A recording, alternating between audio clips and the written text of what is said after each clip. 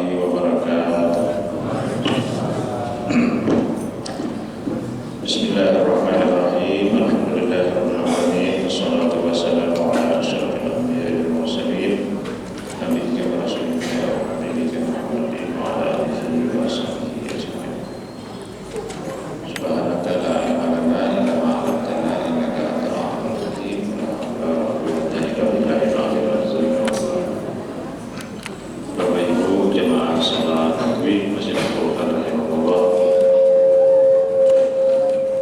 Alhamdulillah pada malam hari ini kita dalam keadaan lapang sehat. Malam Kamis keempat di bulan September 2022. Sudah masuk Rabiul Awal ya. Hidup berapa hari? 3 hari ya. Ketiga Rabiul Awal 1454 Hijriah. Bulan murun ya kan? Kalau di kampung bulan murun.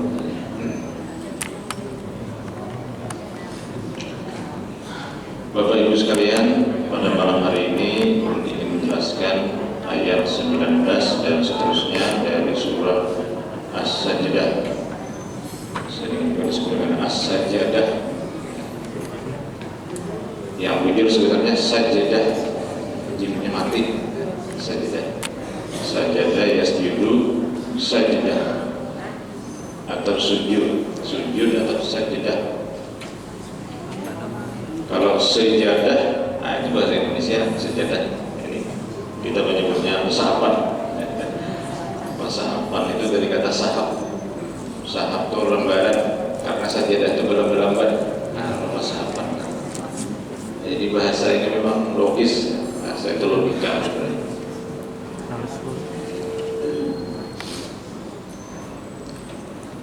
Ada orang menandatangani surat ulai kayak begini, bertanda ulai, jadi kami ulai, jadi tanda tangan kayak begini.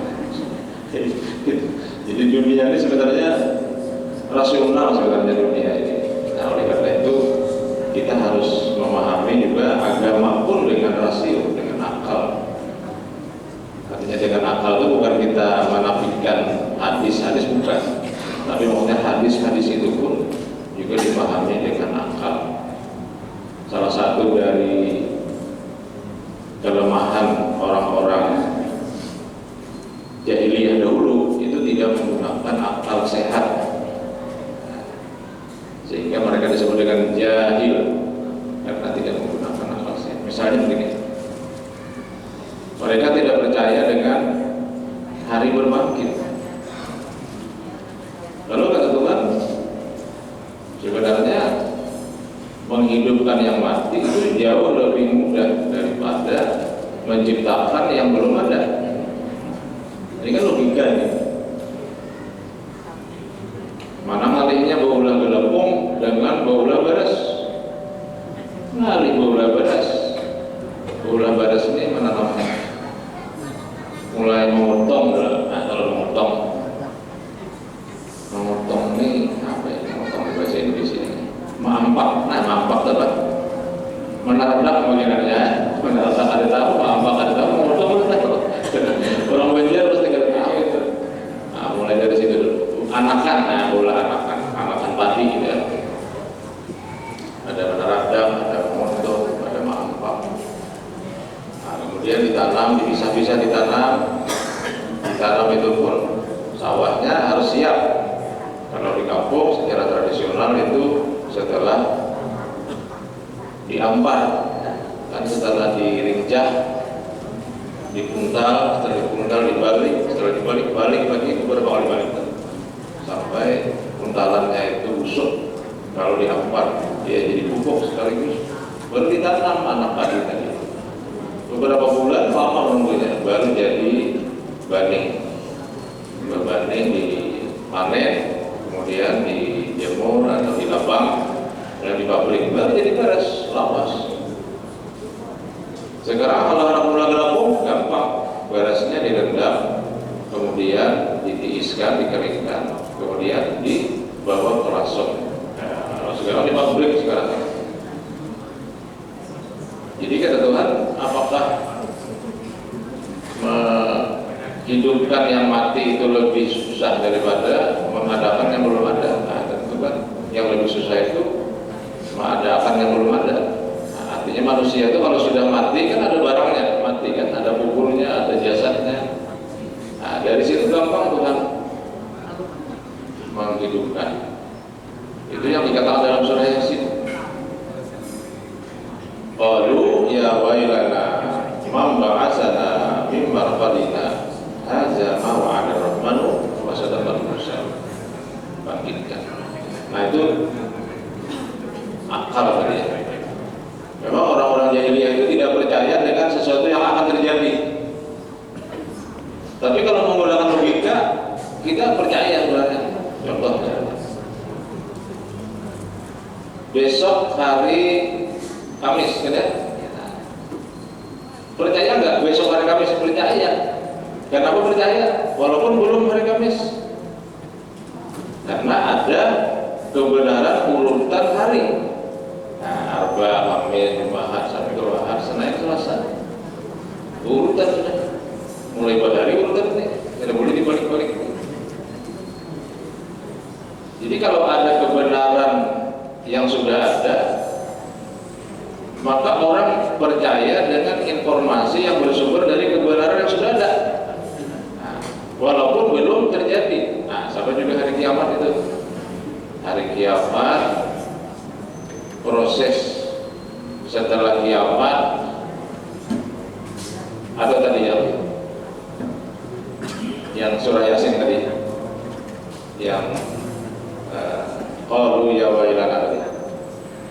Sebelum qalu ya wailana itu apa ya? Wa nubiha bis-suri fa idza hum minal ajdasi yansilun kan. Qalu ya wailana membahasana min marqadina hadza ma wa'ada ar-rahman wa sadaqa al-mursal. Itu akan terjadi, tapi belum terjadi ya. Wa nubiha bis-sur, Israfil meniup sangkakala yang kedua. Lalu jadilah manusia itu dibangkitkan dari kuburnya, hidup semua. Orang-orang yang zalim, yang hidupnya tidak beriman dan bertakwa kepada Allah, terkejut. Qalu ya wailana man ba'atsana min marqadina hadza ma wa'ada ar-rahman. Siapa yang membangunkan dari tidur nyenyak kami ini? Ternyata ini dulu yang dijadikan oleh para nabi dan rasul. Mereka tidak percaya. Kenapa tidak percaya? Karena mereka tidak menggunakan logika. Bukan hanya tidak beriman, tapi tidak bisa berlogika orang ini. Nah, itulah informasi-informasi tentang surga, tentang neraka. Nah, ini dipercaya dengan keimanan, tapi juga dipercaya dengan logika, dengan akal. Logikanya tadi apa? Kalau Al-Quran itu benar, Nabi Muhammad itu benar, maka berarti kan apa yang terdapat dalam seluruh Al-Quran benar. Sama tadi, walaupun belum terjadi. Besok Kamis, lusa Jumat, mbahnya Sabtu, mbahnya Ahad. Percaya nggak? Percaya. Sudah nggak terjadi hari Jumat? Belum, masih perlu 1 hari lagi, besok Kamis. Terus kenapa percaya? Nah, karena ada kebenaran susunan hari dan susunan waktu yang sudah disepakati. Nah, Al-Quran itu tidak ada yang keliru dalam seluruh informasinya. Maka berarti semua yang ada dalam Al-Quran itu benar. Nah, itu namanya logika. Jadi kenapa mereka dicap jahiliyah? Itu ya, jahil itu kan bukan berarti dungu, ya, bukan berarti bodoh, tapi logika yang tidak dipakai. Itu salah satu makna daripada jahalah, jahiliyah. Nah, seperti yang kita akan jelaskan ini cerita tentang surga dan cerita tentang neraka dan belum terjadi. Tapi bagi orang beriman dan menggunakan akal sehat, percaya.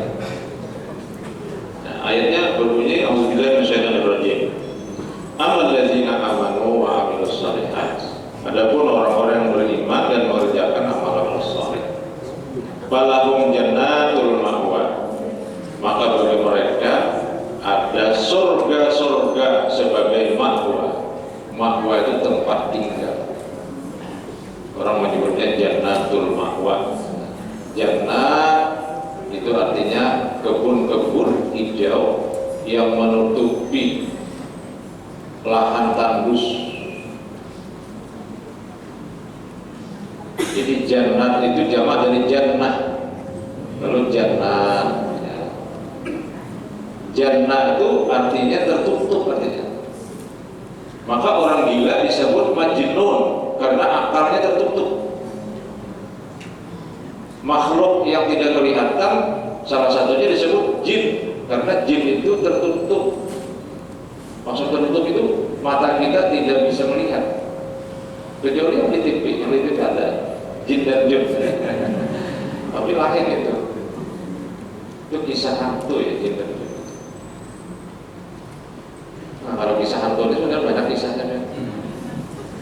Nah, cuma habis waktunya bagi kisah hantu ya. Dibungkus anak-anak kan berbanding kamu sedikit. Sebetulnya kisah hantu ini Pak, termasuk dalam kebudayaan masyarakat yang biasanya itu melakukan perlawanan terhadap ketidakadilan. Jadi kisah hantu ini sebenarnya penerjemahan masyarakat terhadap tindakan mereka untuk melawan ketidakadilan. Misalnya pucung, atau misalnya kalau benar itu ada karannya kuntil anak, menguntil anak, kuntil anak, atau kuyang, atau apa lagi, sitan gundul itu nah amalan suwi apa? Tuyul. Nah, banyak hantu nih, banyak orang bisa hantu nih kisahnya, coba lah. Itu, tapi kita belum kisah bahasa gitu. Kita cari ayatnya ada konteksnya mengisahkan. Kalau ini katanya mencari akan konteksnya lalu dikisahkan. Kalau ada konteksnya berkisah kita belum paket pulangnya. Logikanya paket gitu. Nah kita kembali ke sini. Jadi jannatul ma'wa, jannatun itu adalah surga diterjemahkan. Yakni tumbuh-tumbuhan hijau yang menutupi lahan gersang. Sekarang sudah diimitasi kan tumbuhan hijau ini dengan plastik. Kalau dia ya di mana ya? Di bandara yang banyak ya. Di bandara di tengah-tengah ruangan itu ada taman. Soalnya pada plastik. Rumputnya plastik ya, semuanya plastik. Coba aja kan itu ada yang menyiram-nyiram hijau aja. Dijebak dari plastik. Nah, kalau yang jannat ini yang beneran ini. Nah, jadi tanaman-tanaman, rumput-rumput hijau yang menutupi lahan gersang, al-ma'wa sebagai tempat tinggal. Untuk siapa ini? Untuk orang yang beriman dan beramal soleh. Nuzulam bima kanu ya'malun. Sebagai ganjaran terhadap apa yang telah mereka kerjakan. Nah, bagi orang beriman kan yakin ini bahwa nanti akan ada anugerah Allah, hidup yang nyaman. Hidup yang nyaman itu digambarkan dengan jannatul ma'wa, nuzulan. Ya kalau bagi kita orang yang bertopografi tropis seperti Indonesia, tidak terlalu istimewa memang. Kalau surga itu diibaratkan kebun-kebun hijau yang menutupi lahan gersang. Tapi ini kan anunya ini ceritanya ini di Mekah, di daerah Tandus ya. Makanya ada yang mengatakan yang namanya surga itu adalah nikmat yang tiada tara.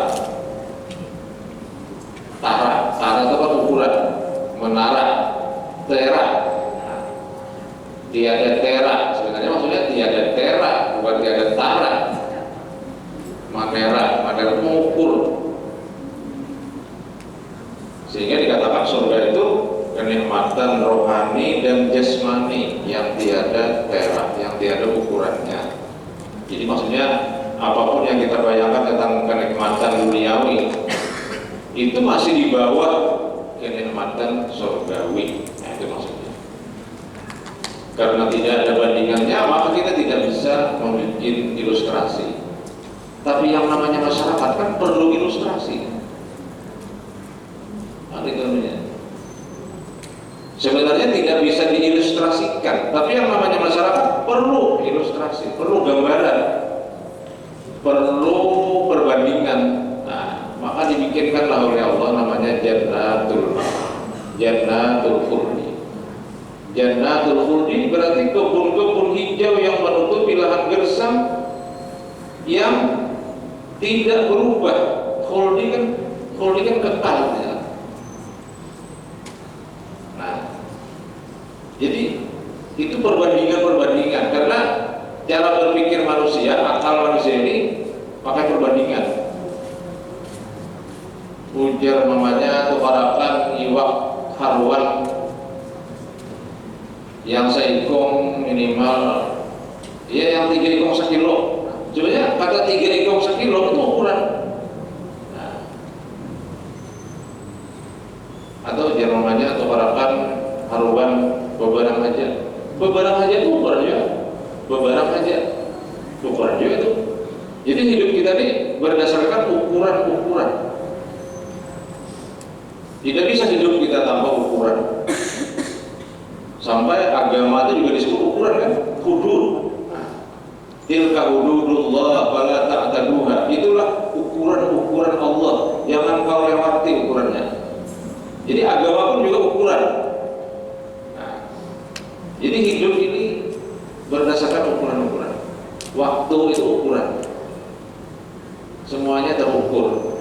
Maka karena surga itu tidak terukur oleh kemampuan akal dan pengalaman kita, tetapi manusia perlu ukuran. Akhirnya diukur juga.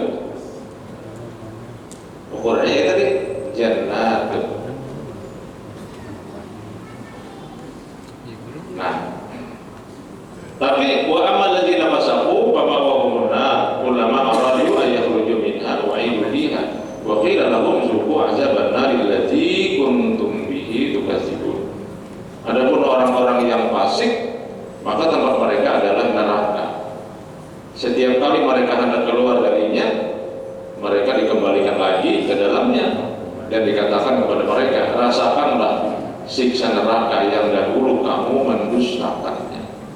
Berarti di sini fasik, di sini memang pengertiannya kafir, mendustakan agama. Nah itu bukan hanya fasik kan, karena penerjemahan beberapa istilah dalam Al-Quran ini ngambang juga. Orang dulu mengatakan kafir atau musyrik kan, fasik, mukmin. Berarti fasik ini orang beriman tapi melanggar agama. Jadi kalau di sini fasik ini kafir di sini, karena kada boleh keluar dari neraka. Bila keluar masuk keluar masuk. Kenapa? Oh ternyata dia mendustakan terhadap neraka atau mendustakan hari akhirat. Nah, Bapak Ibu sekalian, kembali ke soal surga dan neraka. Di dalam Al-Quran, apabila Allah membicarakan surga, hampir selalu membicarakan neraka. Ada ayat syariat, wasiqal ladzina taqaw ilal jannati zumara. Ini nanti wasiqal ladzina kafaru ila jahannam zumara. Dalam surah di ujung-ujung di surah Al-Bayyinah, innal ladzina kafaru min ahlil kitabi wal musyrikin fi nari jahannam khalidina fiha ulaika hum syarrul bariyah.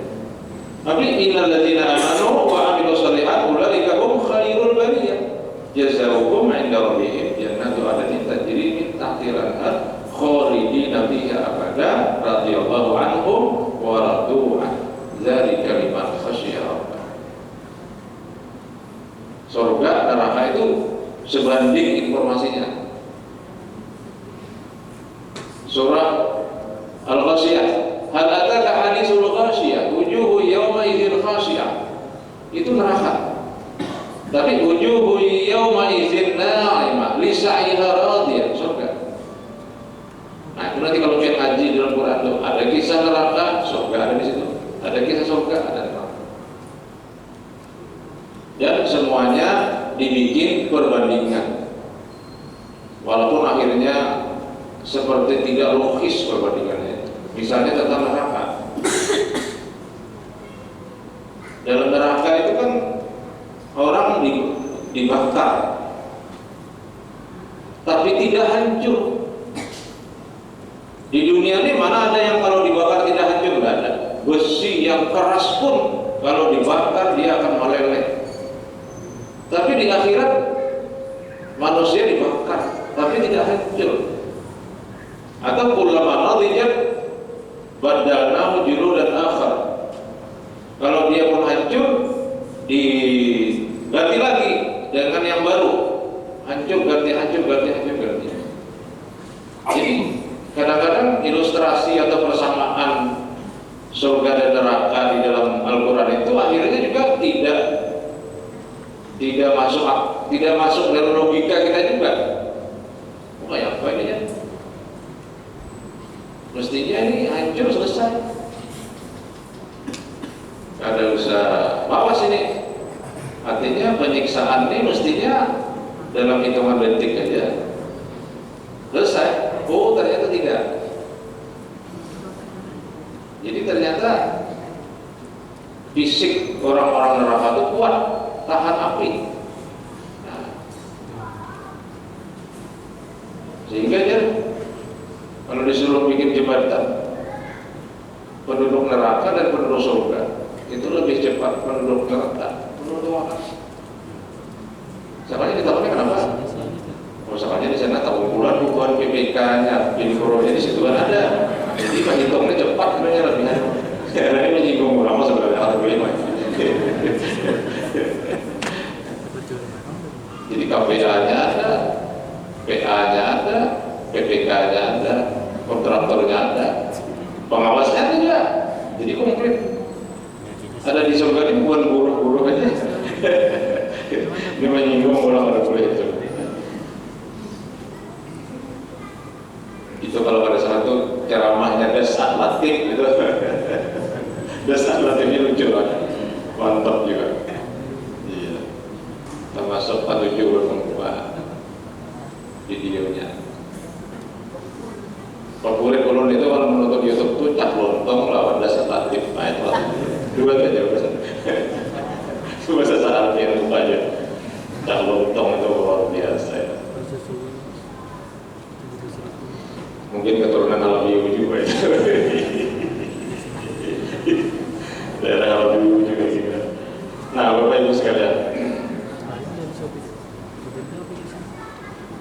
maka di dalam beragama yang tadi ulun sebut menggunakan ukuran-ukuran dan perbandingan-perbandingan sampai dalam doa kita juga seperti itu. Jadi doa-doa kita itu juga berdasarkan perbandingan. Misalnya dalam doa iftitah, Allahumma ba'id baini wa baina khataayaya kama ba'adta bainal masyriqi wal maghrib. Ya Allah, jauhkanlah aku dari kesalahan-kesalahanku. Maksudnya jangan berbuat salah. Bimbinglah ya Allah, jangan sampai berbuat salah. Jauhkan dari kita dengan kesalahan itu. Kesalahan itu kan diciptakan juga. Nah, kejahatan-kejahatan itu kan diciptakan Tuhan juga kan.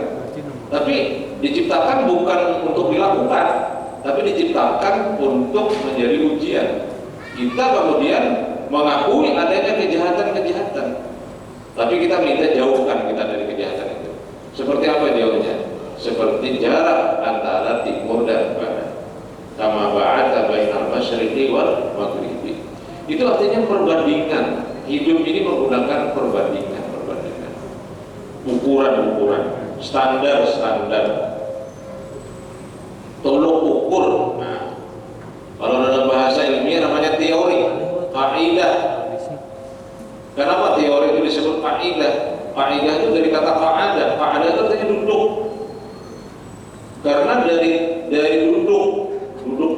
diam dari sesuatu yang duduk dan diam pada satu posisi, maka orang bisa melakukan pengukuran kepada benda yang lain. Dia duduk, dia baju putih, maka ulun bisa mengukur yang di sebelahnya bajunya tidak putih, karena ada putih, ada ukuran warna, standar warna. Kalau begini putih, dia duduk pada koordinat sekian derajat, lalu ulun bisa menghitung duduk dia dengan duduk yang satunya sekian meter. Maka disebut teori itu kaidah duduk. Nah, ini logika hidup termasuk agama itu sangat hebat diciptakan oleh Allah. Allah maksilni bil ma'i wasalji wal barad. Nah, ya Allah, mandikanlah aku. Maksudnya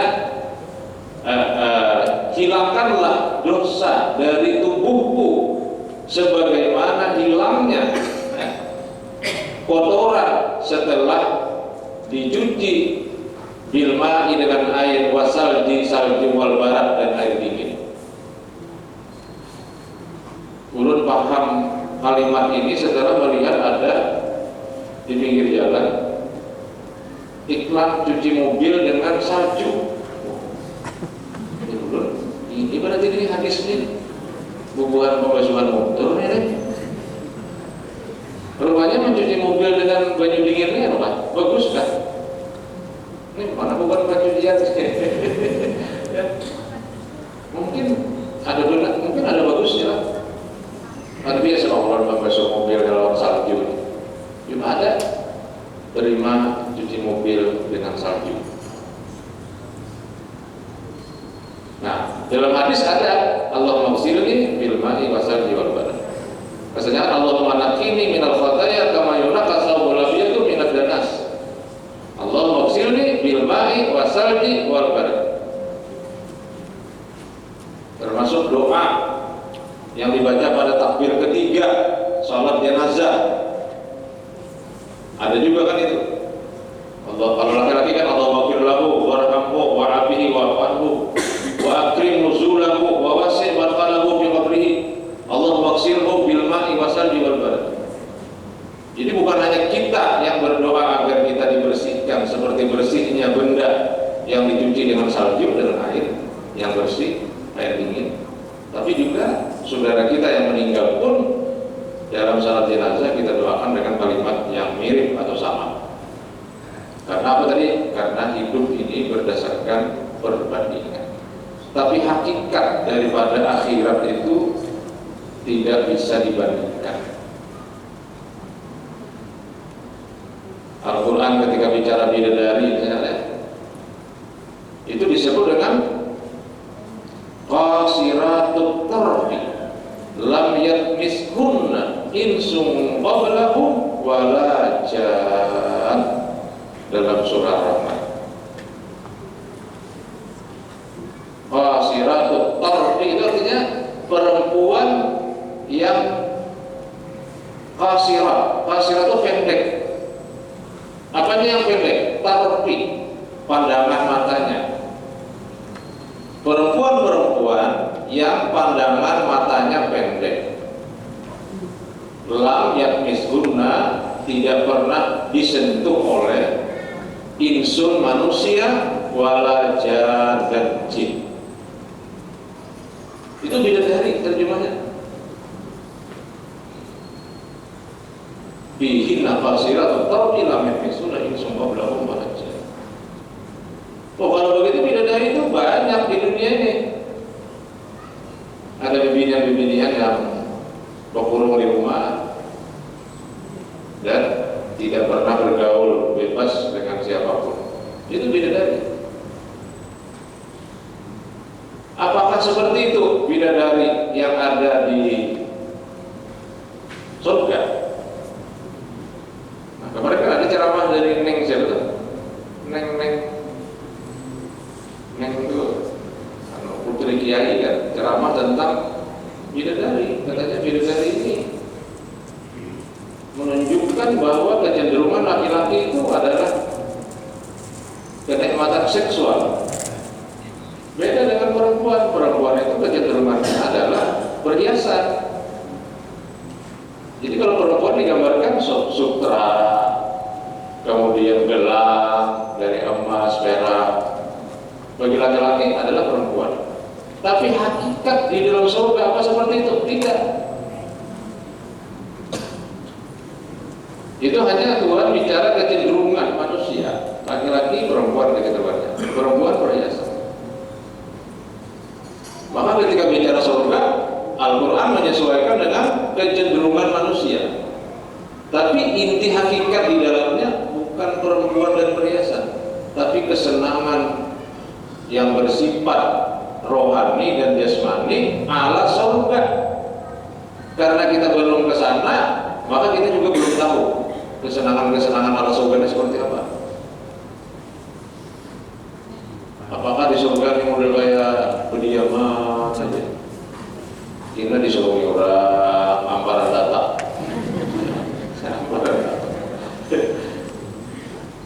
Berdiaman aja, kita datang langsat rambutan, durian.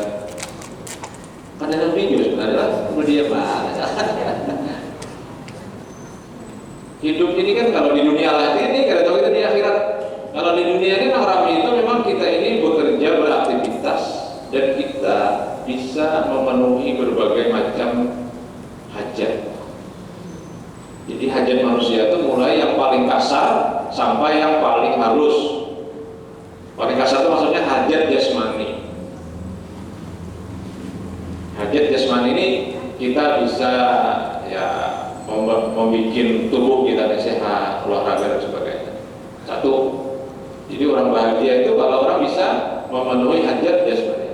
Yang kedua, hajat keamanan. Orang akan bahagia kalau dia hidup dalam keamanan. Makanya jangan aneh masyarakat-masyarakat primitif yang masih bisa kita lihat di gunung-gunung. Mereka membuat rumah itu dalam bentuk balai. Balai itu rumah gadang. Kalau di Sumatera Barat namanya rumah gadang. Di mana itu ya? Ya di Sumatera kan rumah gadang. Rumah gadang itu rumah gadang, artinya gadang ini gadang. Kalau kita kan gadang ini gadang pisang, lain lagi misalnya gadang. Begadang lain pula begadang di malam ada guring. Jadi gadang macam-macam artinya. Nah di wadah kita artinya balai. Biar kalau sadu itu akan ketemu balai.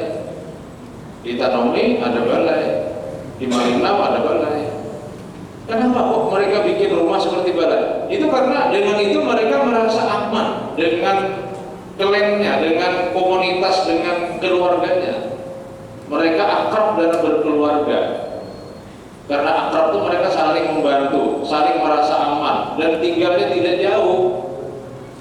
Di sumbi-sumbi ya, sumbi atau sumbi. Rumah tuh disambung-sambung tuh disumbi. Rumah kita kenal aja rumah berkembang. Misalnya halus ya, tambah. Pengembang rumahnya. Nah itu karena ada keinginan untuk memenuhi yang kedua rasa aman. Yang ketiga, nah ketiga ini mulai masuk ke yang paling dasar sudah, yaitu aktualisasi diri namanya. Jadi orang hidup bahagia itu dia harus aktual, dia harus muncul dalam ranah kehidupan ini. Kita ke masjid, ini namanya salah satunya aktualisasi diri. Kita ada, kita sehat. Walaupun kita sehat itu kan, Guru sudah pernah menjelaskan, sehat itu bukan tidak sakit. Ingat itu. Sehat itu artinya benar, sahih. Kata sahih, sehat itu benar. Kalau umur sudah 70 lalu berjalan kereta api rata, itu sehat nggak? Sehat. Artinya apa? Jujur aja 70 loh, mungkin kamu lupa 70 ini bagaimana? Bahkan bisa bentuk 3, batis 3 sudah. Tapi sehat namanya itu. Kita umur 60, lalu penglihatan sudah terganggu harus pakai kacamata. Sehat nggak? Sehat. Karena sehat artinya benar. Jadi jangan dikira